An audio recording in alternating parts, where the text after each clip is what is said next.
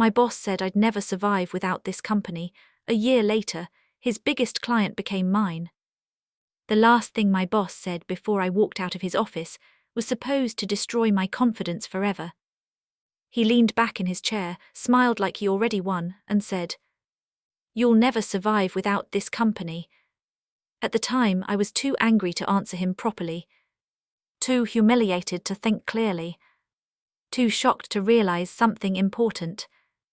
People who say things like that usually believe your success belongs to them, not to you. And 1 year later, when his company lost its biggest client to the business I built from scratch, he finally learned the difference. My name is Sophia Reynolds, I am 36 years old, and I live in Atlanta, USA. And this is the story of how my boss underestimated me, pushed me out of the company I helped build, and then watched his most valuable client choose me over him. I worked in corporate branding and business strategy for almost 11 years. Long hours, high-pressure presentations, clients worth millions, and constant pressure to make executives look smarter than they actually were. For most of my career, I worked at a consulting firm called Harper & Cole Strategies. And honestly, I loved my job at first. I helped build campaigns for national companies, led branding transitions, handled crisis management for major clients. The work was exhausting, but satisfying. Over time, I became one of the firm's strongest client managers, especially with difficult accounts, the kind of clients nobody else could handle properly. One client in particular became incredibly important to the company. Westbridge Retail Group. Massive national contract, multi-million-dollar account. And for 3 years straight, I managed almost every major strategy connected to them. The CEO of my company, Richard Cole, loved taking credit for that relationship publicly. But privately, he barely understood what the client actually needed. Richard was charismatic in meetings, the type of executive who spoke confidently, even when he had no idea what he was talking about. Clients liked him briefly. Employees feared him permanently. At first, we worked well enough together, until the company started expanding aggressively. That's when everything changed. More pressure, more greed, less ethics. Richard started over-promising impossible results just to secure contracts. And guess who had to clean up the mess afterward? Me. I spent months fixing unrealistic timelines, repairing angry client relationships, managing disasters created by executive ego. Still, I stayed loyal, because I believed hard work eventually mattered. Another mistake. Things truly collapsed after one major presentation disaster. Richard personally promised Westbridge a full national rebranding rollout in half the realistic timeline. I warned him privately beforehand, repeatedly. It can't be done properly that fast, I told him. He smiled confidently. Clients like confidence, Sophia. No, clients like results. And eventually, reality always humiliates confidence without competence. The rollout failed exactly how I predicted. Vendor delays, broken campaign launches, regional marketing confusion, millions in wasted rollout costs. Westbridge executives were furious. And instead of accepting responsibility, Richard blamed my department internally. That's when our relationship became openly hostile. He started excluding me from executive meetings, questioning my loyalty publicly, even implying I wasn't committed to company growth. Translation: I stopped protecting his bad decisions quietly. Then one evening, after another brutal argument over client management, Richard called me into his office, closed the door, and smiled that cold executive smile I had started hatting. "You've become difficult lately," he said. I laughed softly.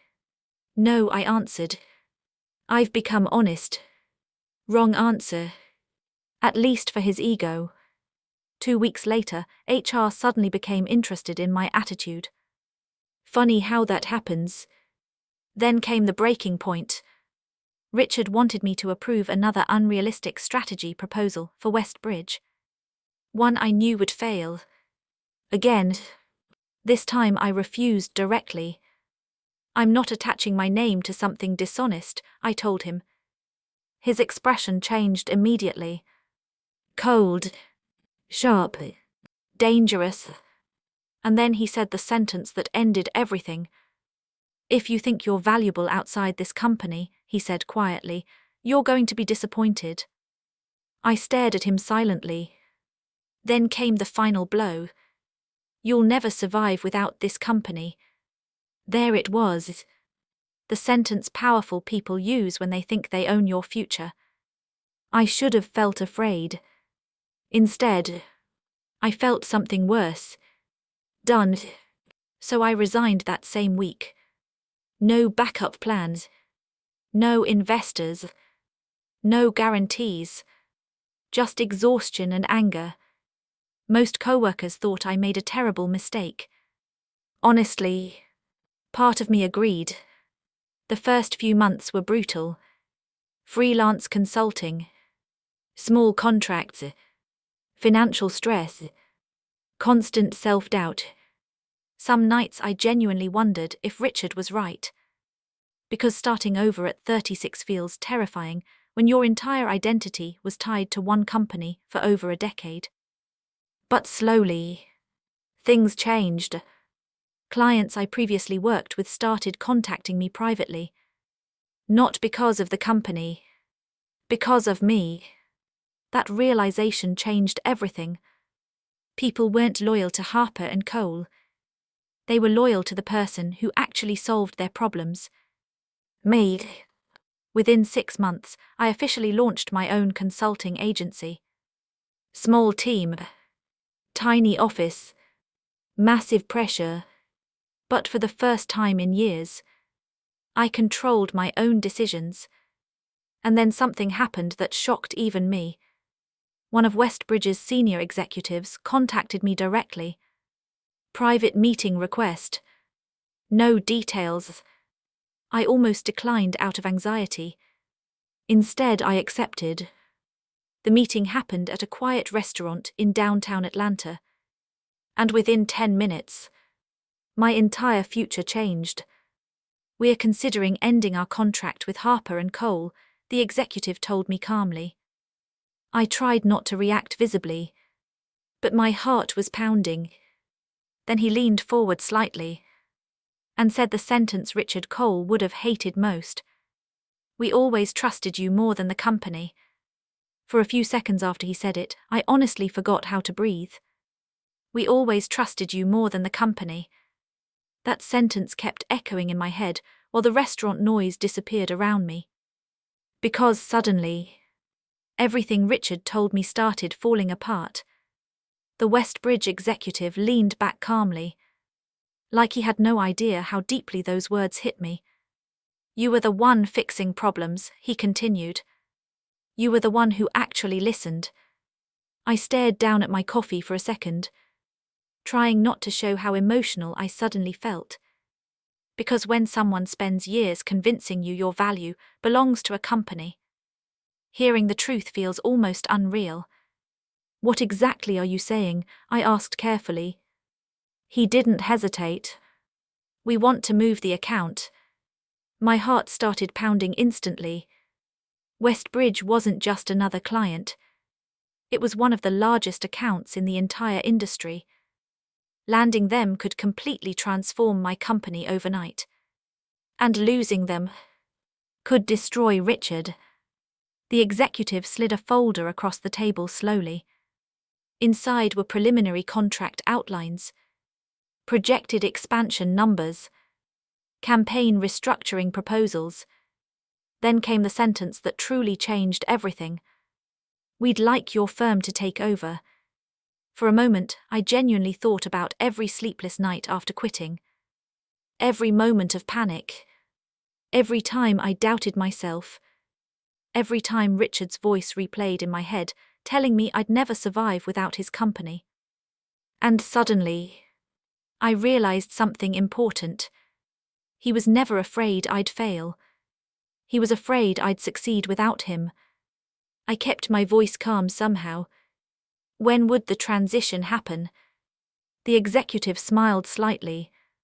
Immediately after contract termination. I nodded slowly. Professional outside. Absolute chaos inside.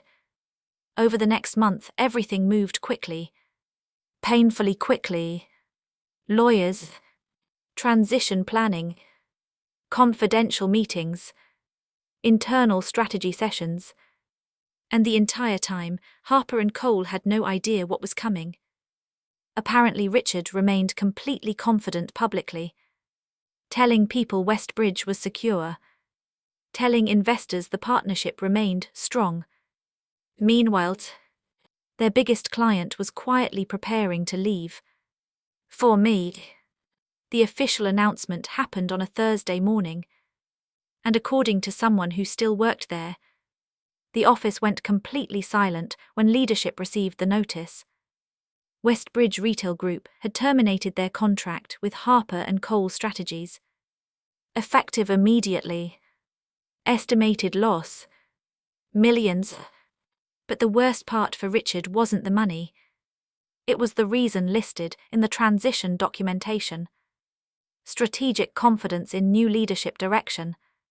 Corporate language. But everyone understood the real meaning. They trusted me more. That same afternoon, my phone rang unexpectedly. Private number. I answered, and immediately heard Richard's voice. For a second, neither of us spoke. Then finally he said quietly, "You went after my client." Interesting choice of words. My client. Like he personally built the relationship. Like the years of work I did meant nothing. So I answered honestly. "No," I said calmly. "Your client came after me." Silence. Heavy silence. Because deep down, he knew it was true. Then his voice hardened slightly. "You're making a mistake." I almost laughed. Even now, after losing his largest account, he still believed intimidation worked. "No," I answered quietly. "You made one a year ago." He exhaled sharply. And then came the sentence that revealed everything. "You wouldn't even have a career without this company." There it was again. That same arrogance.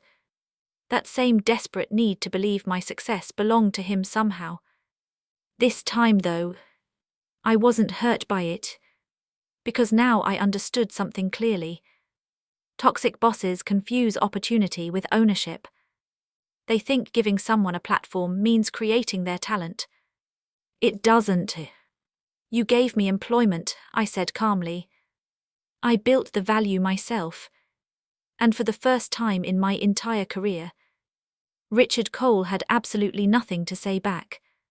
The call ended seconds later. No dramatic goodbye.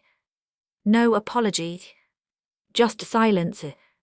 Over the next 6 months, my company expanded faster than I imagined possible. New clients. New staff. Bigger office. National contracts. And interestingly, several former co-workers from Harper & Cole eventually applied to work for me. Not out of betrayal. Out of survival. Because after losing Westbridge, the company started collapsing internally. Layoffs. Budget cuts. Executive panic. Investor pressure. Apparently confidence alone isn't enough to keep businesses alive after all. Who knew? One afternoon, nearly a year after I resigned, I attended an industry leadership conference in Chicago. Hundreds of executives. Networking events. Corporate presentations. And while walking through the hotel lobby, I saw Richard. First time since the phone call. He looked older. Tired. Like stress had slowly stripped away the polished executive image he worked so hard to maintain. He noticed me immediately too. And for a second, we just stood there. Two people connected by one decision that changed both our lives permanently. Then he walked toward me slowly. No arrogance this time. No superiority. Just quiet discomfort. I underestimated you, he admitted finally. Honestly, hearing that felt stranger than satisfying. Because I spent so many years wanting validation from someone who was never capable of giving it honestly. So instead of anger, I just smiled slightly. You underestimated yourself too, I said. He frowned slightly. You thought the company made people valuable, I continued. But valuable people are what make companies survive. That one landed. I could see it immediately. Because for once, there was no audience, no employees, no fake executive performance. Just truth. He nodded slowly after a long silence, then quietly walked away. And as I watched him disappear into the crowd, I realized something important. The greatest revenge isn't watching someone fail. It's succeeding so completely. They're forced to admit they were wrong about you all along. The boss who once told me I'd never survive without his company. A year later, his biggest client became mine. And the funniest part, I finally understood I never needed his company to survive. His company needed people like me.